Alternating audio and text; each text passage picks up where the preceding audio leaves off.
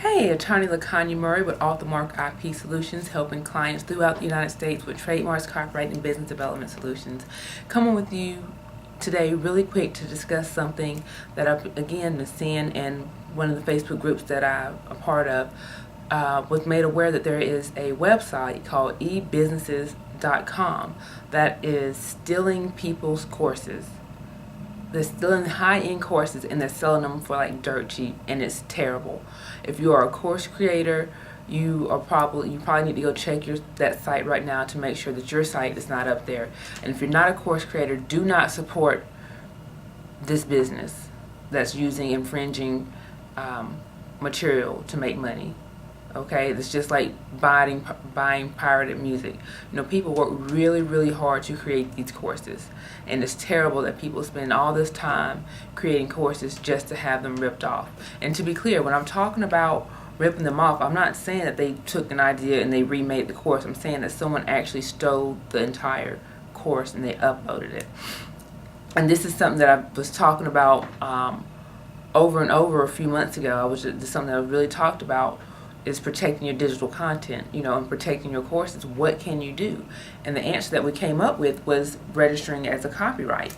And that's something that now more than ever that you really want to do. You really want to make the investment to protect your courses.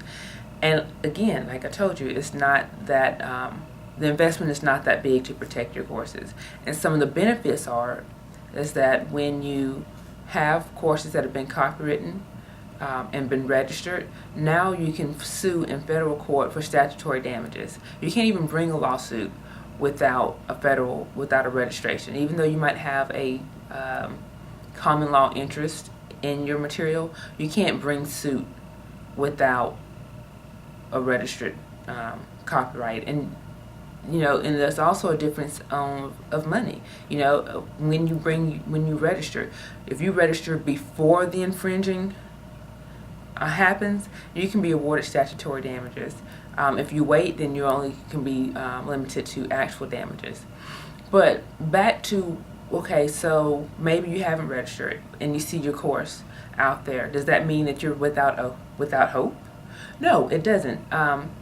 If you see that your course is on this site or anybody else's site for that matter, you have the option of filing a DMCA takedown notice, which is the Digital Millennial Copyright Act. And what that does is it makes the host contact the infringing party and take down that material. Okay, so how does it work? First thing you have to do is find out the hosting company. So if you see your content on somebody else's website, you need to kind of find out who's hosting that website, and you can do that by going to whois.com and putting in the website and see who the hosting provider is. The next thing you want to do is actually contact that hosting provider. A lot of hosting companies have their own form for takedown notices. If they do, definitely use that notice, because it can make the process a lot quicker. And the good thing is that these hosting companies move quick. They act quick so that they can't be held liable. If there is no form, or even if there is a form, there's a couple of things you need to be aware of that form must include. Okay, like for instance, you have to have a signature on the form, and this is for DMCA takedown notice. You have to have a signature by either you, the infringing party, or someone authorized to act on your behalf. You must also identify your copyrighted work along with the alleged infringing material. There's a couple other things, so you just want to make sure that you have everything that you need in order to file a proper copyright takedown notice. Another thing you can do to kind of keep an eye on it, because some people don't even know this is happening. Another thing you can do to keep an eye on it is to maybe set up a Google alert. I have tons of Google alerts. And what Google Alerts is anytime something whatever you put in that Google Alert, like I have Google Alerts for trademarks and copyrights and just different things that I'm interested in, even my own name. So anytime my name pops up on the internet, I get a Google Alert. Apparently there's another Connie Murray out there who was murdered by her husband or something of that nature. So I get a lot of stories like that, but it's not me. I am alive and well.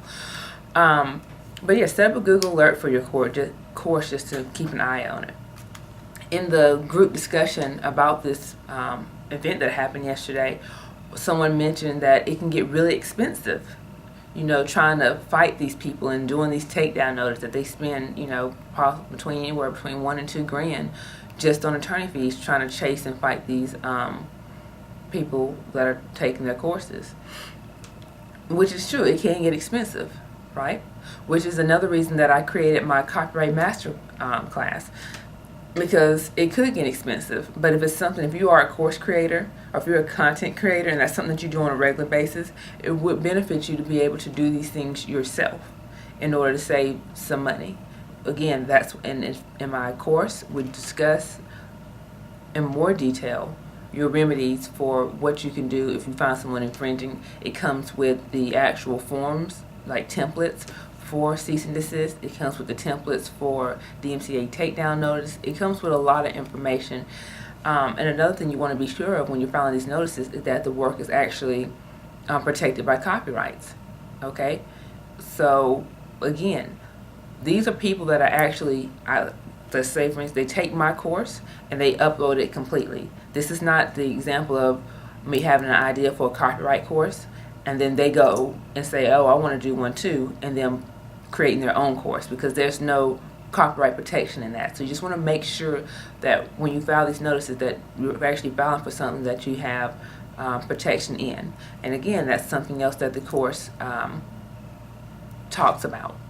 Okay, so I just really wanted to come on to you really quick to discuss what your options are and what you need to do, and you need to act fast. Okay, you need to not be in a situation where you're just you're aware of it and you're just letting it sit there because you don't know what to do, or you think that it's not worth it, and then sometime down the line when an opportunity comes, now you want to stop them from using your course. And you also don't want to let this discourage you from creating course, because we need people like you. We need creative people like you. We need courses and contents and educators. And that's one of the reasons why the copyright law was enacted, is so it can foster and encourage creativity. Because as long as these thoughts and ideas stay in our head and we don't put them out there for the world, nobody wins, nobody benefits. So don't let a few knuckleheads stop you from following your purpose. Okay? Well, until next time, I'll talk to you later.